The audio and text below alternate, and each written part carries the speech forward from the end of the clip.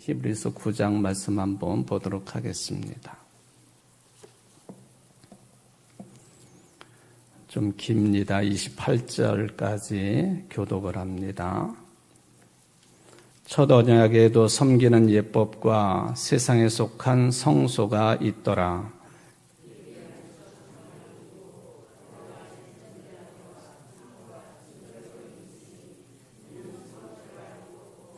또 둘째 휘장 뒤에 있는 장막을 지성소라 일컫나니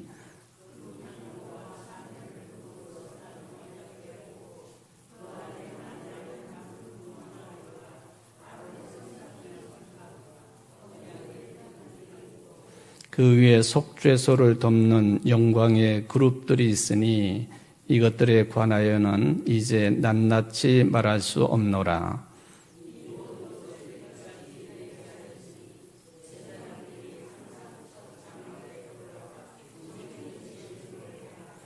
오직 둘째 장막은 대제사장이 홀로 1년에 한 번 들어가되 자기와 백성의 허물을 위하여 드리는 피 없이는 아니하나니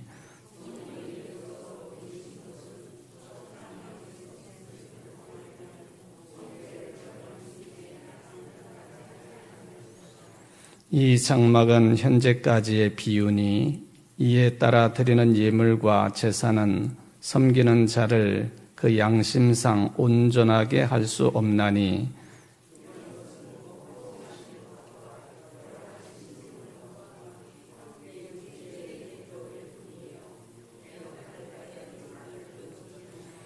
그리스도께서는 장래 좋은 일의 대제사장으로사 손으로 짓지 아니한 것 곧 이 창조에 속하지 아니한 더 크고 온전한 장막으로 말미암아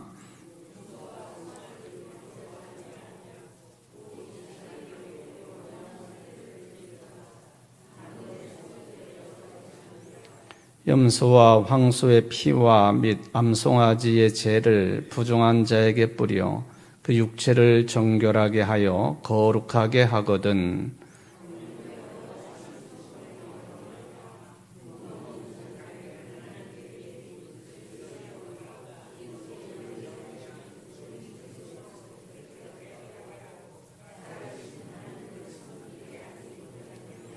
이로 말미암아 그는 새 언약의 중보자시니 이는 첫 언약 때에 범한 죄에서 속량하려고 죽으사 부르심을 입은 자로 하여금 영원한 기업의 약속을 얻게 하려 하심이라. 유언은 그 사람이 죽은 후에야 유효한즉 유언한 자가 살아있는 동안에는 효력이 없느니라.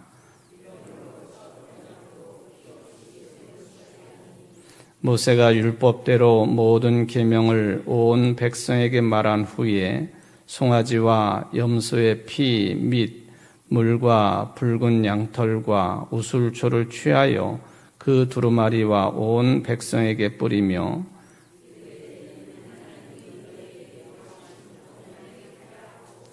또한 이와 같이 피를 장막과 섬기는 일에 쓰는 모든 그릇에 뿌렸느니라.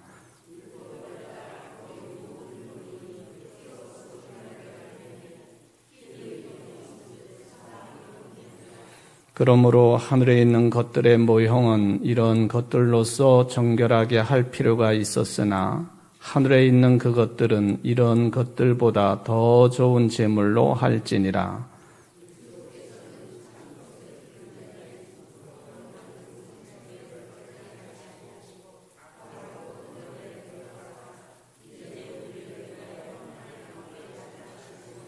대제사장이 해마다 다른 것의 피로써 성소에 들어가는 것 같이 자주 자기를 두리려고 아니하실지니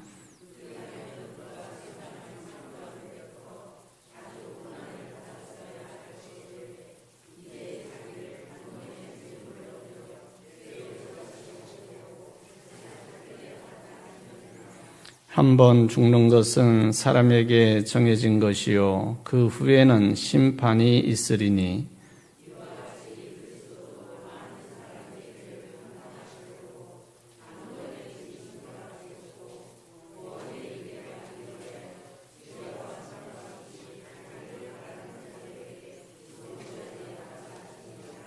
아멘.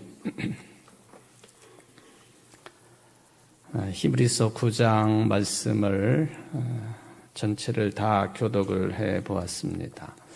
히브리서가 13장까지 있으니 이제 9장 오늘부터 몇 주간 좀 다루면은 이제 4장만 다루면은 히브리서 공부를 끝내게 되겠습니다. 저도 목사로서 개인적으로 이 히브리서를 접하고 읽고 그러기도 하지만은 이렇게 꼼꼼하게 주해를 한다든지 또는 해설을 붙여가면서 성도들과 함께 공부를 하는 것은 거의 처음이지 않겠는가. 제가 설교 목록을 찾아보니까 히브리서를 주일 예배 때 본문으로 선택한 횟수가 25번 그렇게 히브리서를 선택을 했습니다. 그러니까 2003년도 제가 3월 마지막 주일부터 설교를 했나요? 지금까지 히브리서를 본문으로 선택한 것이 25번 기록이 되어 있습니다. 거의 1년에 한 번 꼴은 히브리서 본문을 선택해서 주일 설교를 준비를 하고 선포를 했다. 그런 이야기죠. 하여튼 가끔은 다른 본문 가지고 설교를 하면서 히브리서를 인용하는 경우도 다수 있었겠지만은 히브리서를 이렇게 집중적으로 다루는 것은 제가 볼 때도 처음인 것 같다. 그렇게 생각이 되어집니다. 특히 이제 9장 말씀을 읽으셨는데 히브리서 전반이 그 구약 성경에 드러나고 있는 제사 문제를 자주 언급을 하지요. 근데 오늘 9장을 읽어보니까 이 제사 문제가 간단한 게 아닙니다. 아주 복잡하게 서로 얽혀져 있는 그런 제사 문제, 이것을 다루고 있기 때문에 우리에게는 좀 생소한 측면도 있고, 실제적으로 이런 식으로 제사를 드리거나 하지를 않기 때문에 좀 지루하다라고 하는 느낌을 주거나 또는 이런 내용들은 좀 우리랑 상관도 없는 건데 하는 선입견을 가지고 읽기 쉬운 그런 내용이 히브리서 전반인데 그 중에서도 오늘 9장은 더 그렇다라고 하는 것을 말씀을 드릴 수가 있겠습니다.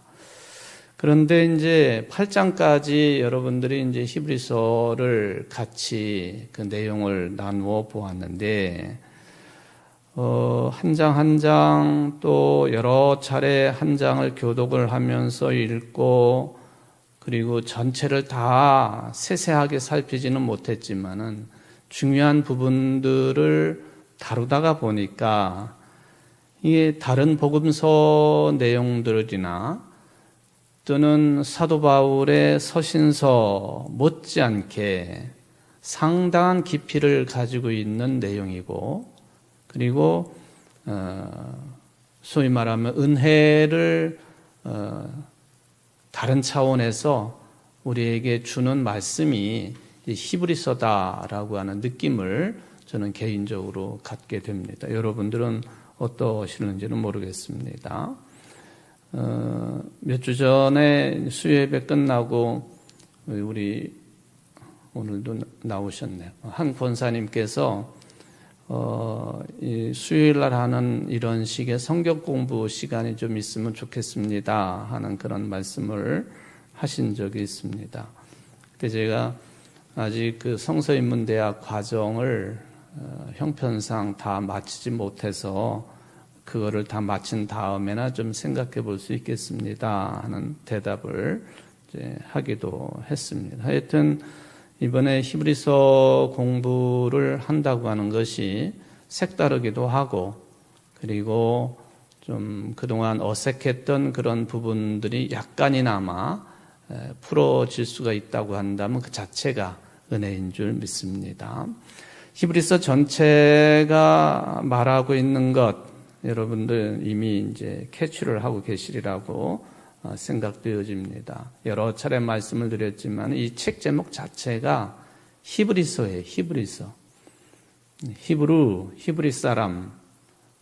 그 히브리 사람들이 주로 읽는 책처럼 느껴질 수 있는 책 제목을 가지고 있습니다.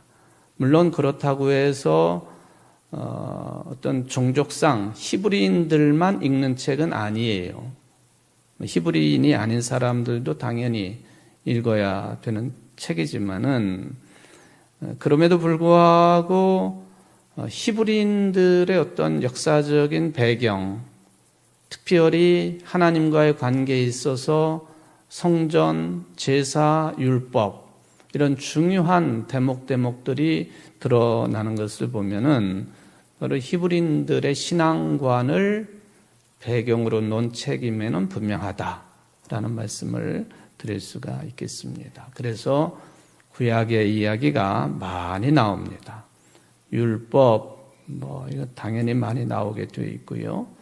또 과거의 약속, 이제 과거의 약속이라고 하는 표현은 이제 히브리서의 독특한 표현이죠. 또는 지난 언약, 이것도 마찬가지입니다. 이런 표현들이 계속해서 언급이 되고 있다라고 하는 것을 볼 수 있습니다. 그러면서 동시에 이게 결코 무의미한 것이 아니다 하는 것이죠.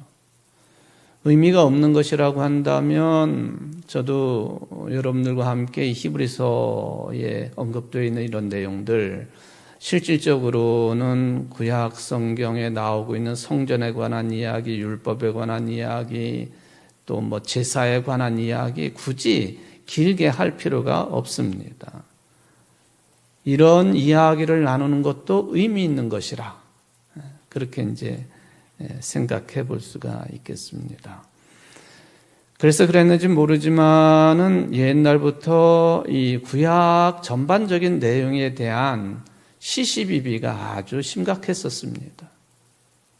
히브리인들에게는 별 문제가 되지 않았지만은 그 사람들은 아주 당연한 것으로 받아들이는 모세 오경 또는 율법서, 토라 이런 내용들을 중심으로 해서 계속 번져나간 이 구약 성경 39권 이것을 정경으로 받아들이는데 그 사람들은 요만큼 의심도 없는 사람들이에요.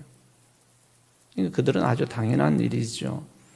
그러나 이제 교회가 탄생을 하고 그리고 새로운 복음인 신약 성경에 태동이 되고 그리고 이제 조금 더 시간이 지나면은 신약 성경이 27권의 정경으로 탄생을 하고 이런 과정들 속에서 구약 성경의 내용이 굳이 필요하냐? 이런 질문, 의문들이 상당한 영향력을 가지고 초대교회를 힘들게 했던 그런 때도 있었다라고 하는 것을 볼 수가 있습니다. 구약 성경의 내용, 아니 구약 성경 자체가 필요 없다. 이제 그런 주장을 했던 사람이 있습니다.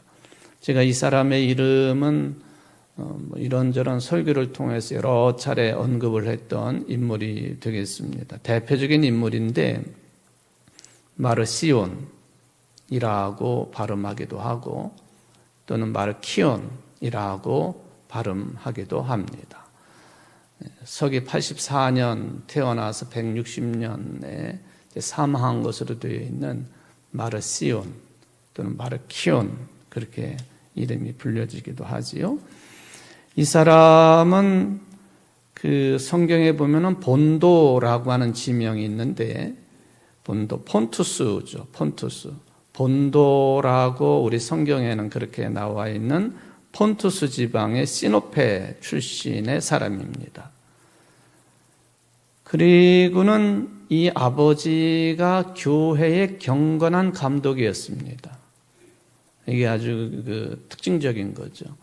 이 마르시온의 아버지가 교회의 감독이었다. 감독이었는데 아주 경건했던 사람이었다라는 그런 기록이 남아 있습니다.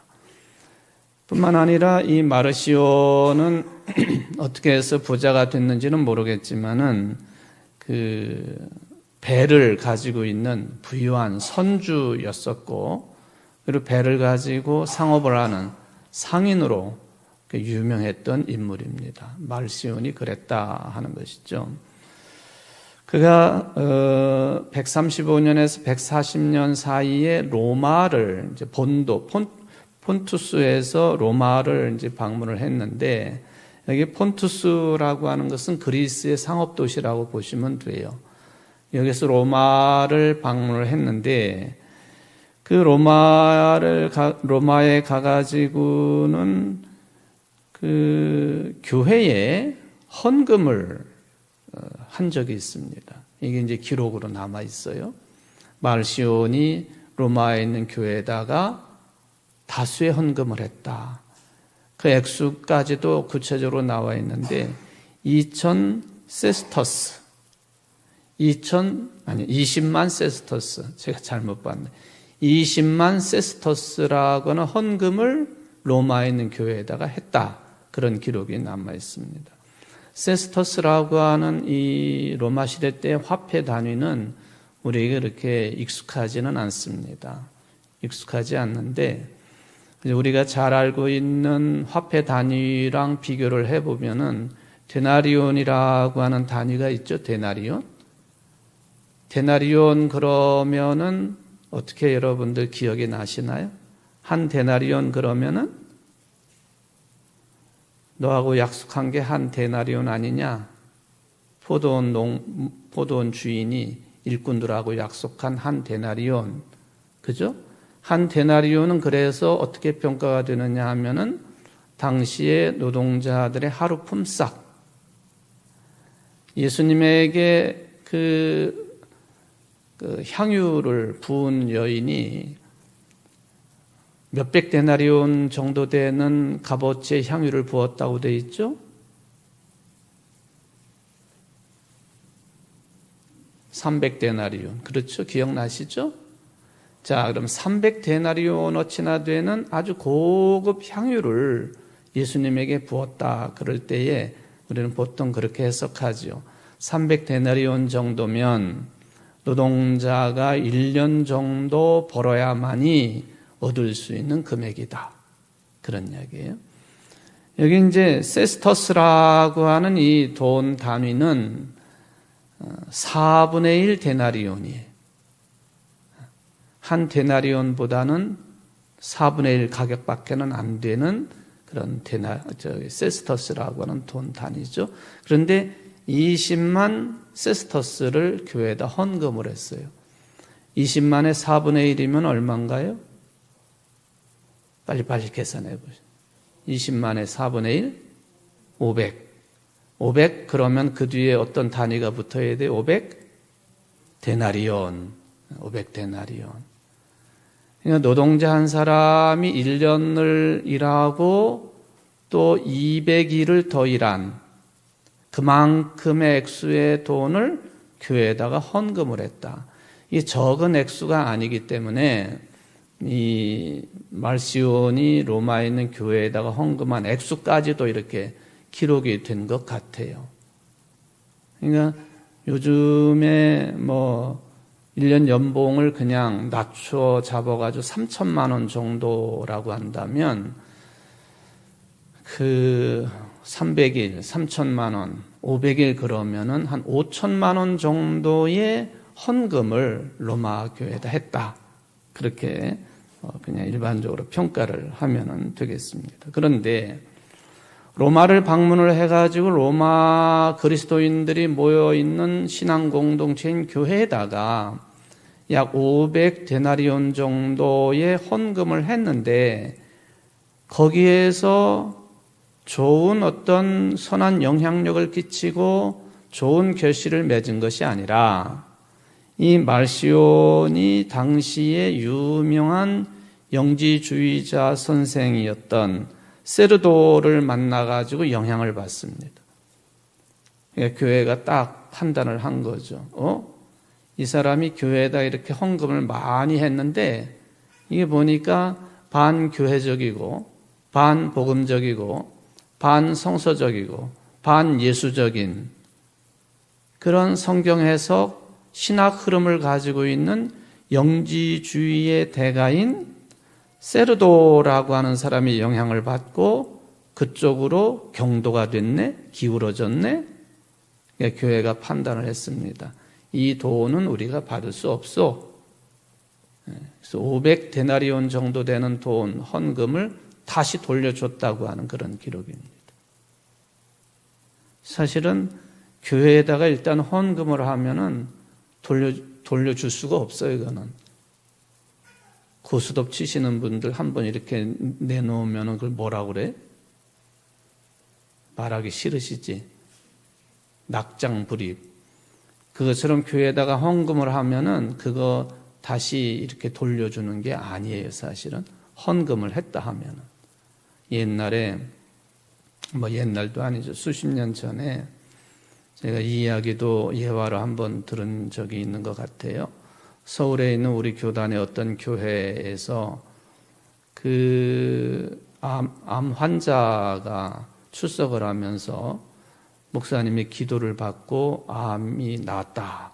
기적이 일어났다. 그래서 그 당사자가 수지 쪽인지 그 밑에 경기도 어디 축전 쪽인지 하여튼 땅을 바쳤어요. 땅을 바쳤는데 제가 여기 내려오기 전이니까 한 25년, 30년 사이 그 정도 되겠네요. 그때에 시가 한 20억 정도 되는 땅을 헌금을 했습니다. 그랬는데 이 아버지가 2, 3년 뒤에 돌아가셨네? 돌아가셨어요. 이게 이 자녀들이 이거 사기친 거다, 교회가. 목사가 사기친 거다 해가지고는 그 아버지가 바친 거를 도로 내놓으라고 세상 법정에다가 소송을 걸었습니다. 그래서 몇 년 동안 오랫동안 재판을 벌였어요. 결국에는 받았을까요? 못 받았을까요? 제가 조금 전에 답을 알려드렸는데 못 받았죠. 그래서 그 문제가 해결이 돼가지고 그 교회는 그 부동산을 매각을 해서 교회당을 이제 지었다 하는 그런 이야기죠. 서울 한남대교 쪽으로 올라가다 보면 지금도 그 교회가 있는지 모르겠는데 하여튼 그쪽에다 교회당을 지었습니다. 근데 여기 마르시온이 영지주의 쪽으로 경도가 된 것을 교회가 공적으로 확인을 하고 마르시온이 헌금을 한 약 500데나리온 정도 되는 헌금을 돌려줬다.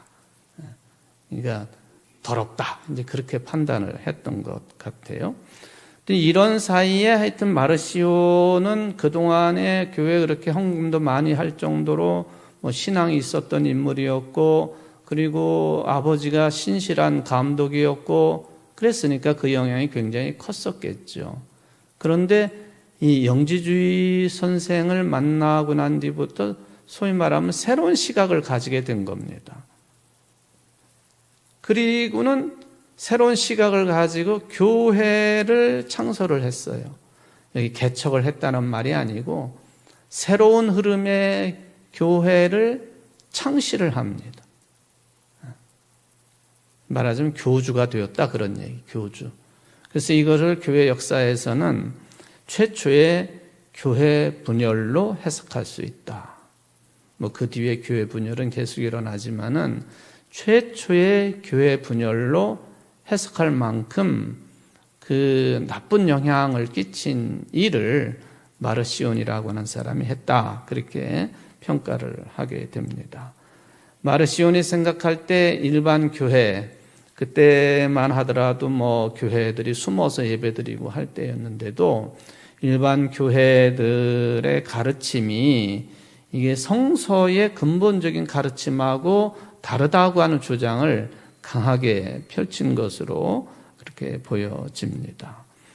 유대교, 율법주의, 또 물질 세계에 대한 깊은 반감을 지니고, 그래서 항상 이 마르시온은 반유대적이고 반물질적인 사상을 강하게 이제 가지게 되었습니다. 이게 꼭 뭐 뒤에 이제 반물질적인 사상이다 그러면 이것은 그 영지주의하고도 깊이 관련이 있는 그런 내용이라고 볼 수가 있겠죠.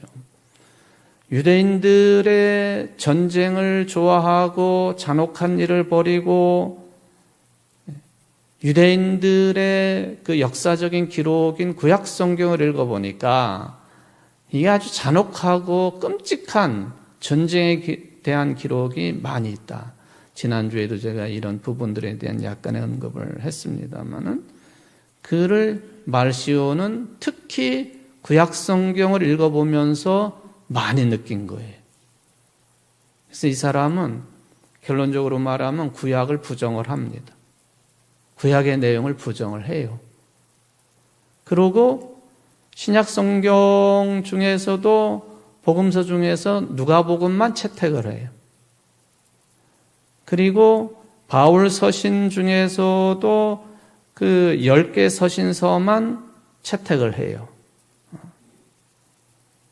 그러니까 구약은 빼버리고 복음서 중에서도 누가복음이 최고이고 바울 서신 중에서도 갈라디아서 뭐 이런 그 책들은 받아들이지만은 디모데 전후서라든지 디도서 같은 이런 책들은 빼버리고 취사 선택을 한 거죠. 자기 나름대로 선택의 기준을 가지고 성경을 이미 구약 성경은 이미 정경화가 되어 있는 상태였었기 때문에 구약 성경을 다 배제를 시켰다고 하는 것은 엄청난 논란을 가지고 오는 것이죠. 그래서 이 160년에 이제 사망을 했는데 사망하기 한 10몇 년 전쯤이죠. 그러니까 서기 144년에 일반 교회들로부터 최종적으로 출교를 당합니다. 이단이다, 이제 이단.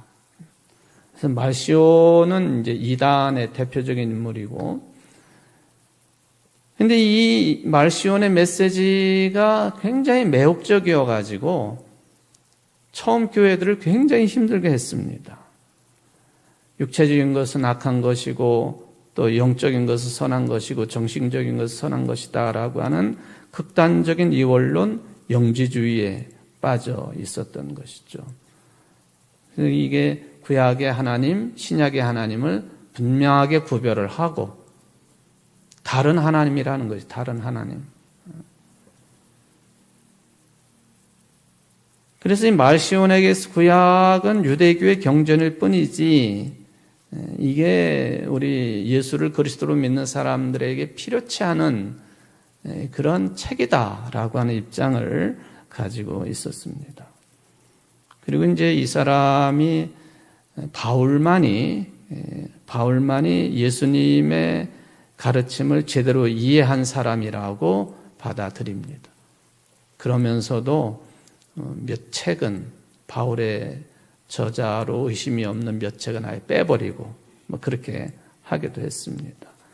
그리고는 또 바울 서신 10개 책 중에서도 구약의 내용이 인용된 것들은 다 빼버립니다. 다 빼버려요. 아브라함의 믿음도 빼버리고 이거는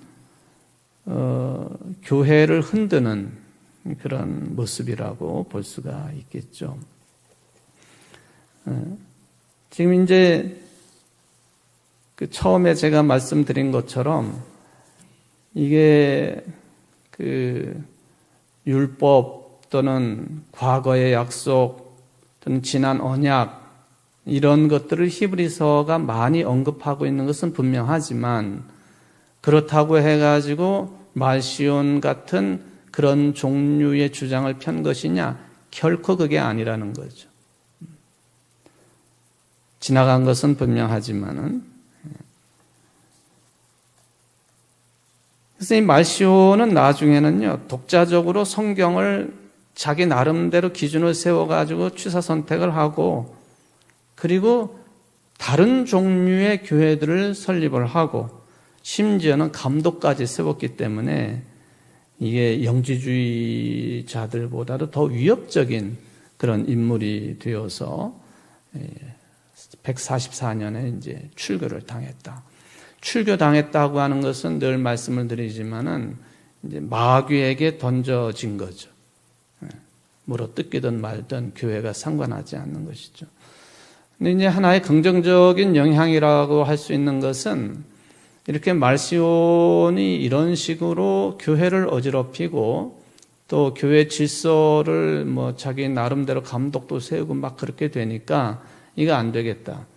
구약성경 39권을 정경으로 채택한 것처럼 신약성경도 정경으로 채택을 해야 되겠다 해가지고는 27권 정경으로 채택이 되는데 바로 이 말시온의 영향이 즉 이단 사상들의 반응이 신약성경을 더 빠르게 정경화하는 데에 촉매제 역할을 한 것은 분명하다라고 해석을 해볼 수가 있겠습니다. 자, 히브리서가 이야기하고 있는 뭐 옛 언약이라든지 과거의 주장이라든지 율법이라든지 말시온 이야기를 제가 좀 길게 했지만은 전혀 다른 것입니다. 그러면 히브리서가 말하고 있는 구약은 뭐냐? 구약은 하나의 모형이다.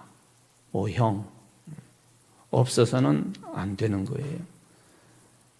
진짜가 오기 전까지 필요했던 내용들, 그리고 구약 성경에서도 하나님의 뜻을 담고 있는 하나의 모형으로서 구약의 내용들을 히브리서는 다루고 있습니다. 그러나 모형인 구약에만 매달려 있으면 신약 성경을 중심으로 선포가 되어지고 있는 복음, 새로운 약속, 새로운 언약 또는 참된 제사장 이런 것들을 따라가기 힘들게 되어 있습니다. 그래서 히브리서 기자는 8장까지도 그렇게 살펴보았지만 이 둘을 비교를 하면서 뭐가 우월한 것인지 뭐가 참된 것인지 그것을 분명하게 선언을 해주고 있는 것이죠. 제사장 문제만 하더라도 그렇습니다. 유대인 12지파 가운데에 성전 제사 업무를 주관하는 지파가 따로 있지 않았습니까? 그 지파는 곧 레위지파죠. 레위지파. 레위지파의 혈통을 물려받아야만이 성전에서 제사 업무를 볼 수가 있도록 되어 있었습니다. 이건 누구도 허물 수 없는 혈통입니다. 그리고 제사장 업무예요. 그러니까 이 레위인들의 자긍심이라고 하는 것은 하늘을 찌를 만큼의 큰 자긍심입니다. 누구도 그것을 허물 수 없어요. 더군다나 이제 오늘 9장에 보면은 성소와 뭐 지성소에 관한 이야기, 뭐 또 그 성소나 지성소에 배치되어 있던 그런 성물들에 관한 이야기 이런 것들이 쭉 나오고 있는데 이게 제사법이 굉장히 복잡하다는 거예요.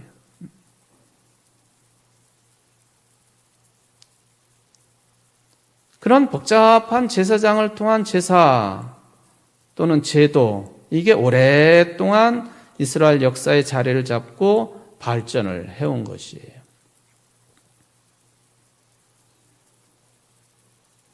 제가 시간이 나서 한 3시간짜리 그 러시아 정교회 일종의 미사죠. 거기도 미사니까 거의 3시간 가까이 되는 그 동영상을 봤습니다. 굉장히 지루한 내용인데 아무리 이렇게 지켜봐도 뭐 우리처럼 설교를 뭐 집중적으로 한다든지 뭐 이런 거 없어요. 사실은 성찬이 중심이 되고 그리고 뭐 여전히 이제 지성소와 성소가 분리되어 있기 때문에 지성소에 들어가서 제사장 계급들이 사제 계급들 신부들이죠. 러시아 정교의 신부들이 들어가서 뭘 만들고 이게 보니까 이게 다 성찬이 중심이 되어 있기 때문에 그 안에서 성찬을 제조하고 뭐 그 준비하고 절차에 따라서 뭐 하고 그리고는 성소와 지성소 사이를 문을 열었다 닫았다 하면서 계속 들락날락하고 촛불을 또 이렇게 어긋나게 해가지고 들고 돌아다니고 근데 그런 일들이 계속 반복이 돼, 계속. 근데 제가 좀 놀란 것은 그 긴 내용들을, 그 일종의 제사거든요. 제사를 드리는 것인데, 미사의 내용인데, 그 긴 내용들을 담당한 사제들이 그를 처음부터 끝까지 다 외워서 그를 다 진행을 한단 말이죠. 저같이 기억력이 없는 사람이면은 그런 일은 못하겠다, 그런 생각을 하면서 시청을 했는데요. 또 한편으로 생각해 보면은 신학교 다닐 때부터 그런 연습을 하여튼 죽어라고 하는 거예요. 죽어라. 가톨릭 신부들도 마찬가지예요. 신학교 다닐 때부터 말투, 걷는 걸음걸이까지도 어떤 폼으로, 어떤 모습으로 걸어야 되고, 어떤 투로 말을 해야 되고, 미사를 진행할 때는 어떤 투로 운율을 따라서 해야 되고, 이거를 신학교 때부터 계속 훈련을 하는, 계속. 그걸 생각을 하니까, 그 정도면은 수십 년 훈련 받았으면은 그거 하나 못하면 그것도 사제가 아니지 하는 생각이 들기는 하더라고요. 굉장히 복잡하다는 얘기예요. 미사를 드리고, 성전에서 제사 업무를 보고 한다고 하는 것이 쉬운 일은 아니에요. 거기에다가 제사장들은 큰 명절 때는 다 감당도 못하겠지만은 제사 드릴 때 꼭 필요한 것이 제물이라 살아있는 동물을 잡는 일까지도 제사장들이 담당을 했으니 그게 얼마나 복잡하고 그런 일이겠습니까? 하여튼 이 레위 지파에서 탄생되는 제사장이라고 하는 그 일종의 계급은 굉장한 자긍심을 가질 만한 그런 내용들이다라고 하는 것을 볼 수가 있습니다. 우리나라 유교에 따른 제사를 드리는 모습들 여러분들이 잘 아시는 분들도 계시겠지만은 거기에도 보면은 순서를 맡은 사람들 이렇게 지켜보면은 그게 아주 중요한 역할을 맡은 사람들인데 허투루 하는 게 아니죠. 허투루 할 수가 없습니다. 무엇을 해야 되는지를 다 일일이 붓으로 써서 그걸 가지고 이제 그걸 근거로 순서에 따라서 진행을 하고 다 하지 않습니까? 그 제사 드리는데, 유교에 따른 제사 드리는 데에서도 우리 교회에서 가지고 있는 호칭인 집사도 있어요. 집사가 하는 일이 또 따로 있고 그런 것이죠. 어쨌든 이스라엘의 신앙의 큰 줄기를 이야기한다면은 크게 두 가지를 이야기할 수가 있는데 히브리서는 그것을 꼼꼼하게 다 다루고 있습니다. 하나가 성전 중심의 제사와 제사장 제도를 이야기하고 있는 것이고, 또 하나가 있다고 한다면 회당 생활입니다. 물론 회당은 제사 드리는 것은 아니고 말씀을 읽고 공부하고 기도하는 것이지요. 율법을 중심으로 공부하는 것이지요. 이 두 가지가 말하자면 이스라엘의 신앙의 두 기둥이에요. 성전에서 행해지는 그 일들, 그걸 주관하는 그 지파가 따로 있고, 회당도 마찬가지고, 랍비들을 중심으로 해서 회당 업무들이 진행이 되어지고, 히브리서는 주장을 합니다. 이제는 그것들이 한계에 도달했다. 성전을 중심으로, 회당을 중심으로 모였던 그 모든 구약 성경을 배경으로 한 제사 행위, 회당의 모임, 이런 것들이 한계에 도달한 것이다. 그런데 하나님께서 예수 그리스도 통해서 복음을 우리에게 전해주시고, 그리고는 새로운 시대가 열리게 된 것이다. 그렇다고 해서 말시온 마냥 구약은 딱 떼버려야 되는 거 아니고 서로 연결이 되어 있어야 된다. 이게 이제 히브리서가 이야기하고 있는 그런 내용이라고 볼 수가 있겠습니다. 그러니까 언약, 율법을 언약이라고 부르는데 약속의 언약이고 그 약속의 언약이 예수 그리스도의 오심으로 인하여서 이루어졌다. 이게 새 시대가 왔다. 바로 구약의 그런 내용들의 한계를 보고 참된 대제사장, 새 언약, 신약이죠, 신약. 새로운 언약, 이게 정말 우리에게 참된 생명을 주는 길이라고 하는 것을 히브리서는 비교를 통해서 깨닫게 하려고 계속해서 이야기를 하고 있는데, 오늘 9장 한 절도 못 나갔지만은 어쨌든 8장까지도 다시 여러분들이 되짚어보면 그런 내용이고, 9장은 더 좀 세세하게 세분을 해가지고 구약의 내용들을 언급을 하고 있다. 그렇게 보시면 되겠습니다. 기도하시겠습니다. 사랑의 하나님 아버지, 오늘 히브리서 9장 말씀을 읽어보고 지난 8장까지의 내용들을 좀 되짚어 보았습니다. 새로운 시대가 도래를 했고 또 새 언약이 우리에게 주어져서 그 복음으로 말미암아 우리가 영원한 생명을, 참된 생명을 얻을 수 있는 길이 열려지게 되었으니, 그것을 아직도 헤아리지 못하고 있는 율법 중심의 히브리인들, 유대인들, 이 사람들에게 깨닫게 하고 벗어나게 하고, 그리고 새로운 언약을 받아들이고 믿음으로 말미암아 영원한 생명의 길에 들어갈 수 있는 길을 안내해 주고 있는 히브리서는 다른 복음서 또 사도 바울의 서신들과 같이 아주 중요한 내용을 담고 있다고 하는 것을 다시 한번 확인을 하게 되었습니다. 복음을 허락하신 주님 감사를 드립니다. 새 언약 복음이 우리에게 주어지지 않았다고 한다면 참된 대제사장이신 주님께서 그리스도로 우리를 위해 고난받고 죽으셨다가 부활하셔서 하나님 보호자 우편에 계시면서 우리의 주와 그리스도가 되신 것을 믿고 의지하는 것이 얼마나 귀한 생명의 길인가 하는 것을 다시 한번 확인할 수 있는 9장의 공부가 될 수 있도록 도와주옵소서. 예수님의 이름으로 기도하옵나이다. 아멘.